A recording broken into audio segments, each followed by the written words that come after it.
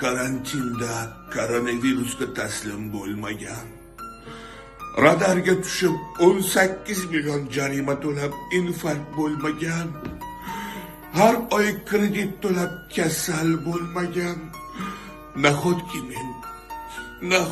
men anomal sovuqqa taslim bo'lsam, nahotki jon bersam.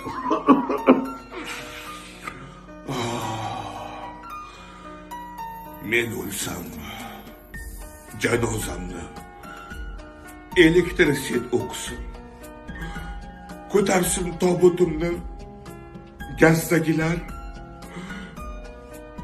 gap so'rashsa qanday o'ldi deb ayting, anomal sovuqdan ketdi deb ayting. Shunga sababchi ba'zi bir insonlar anomal sovuqga qolsin deb ayting.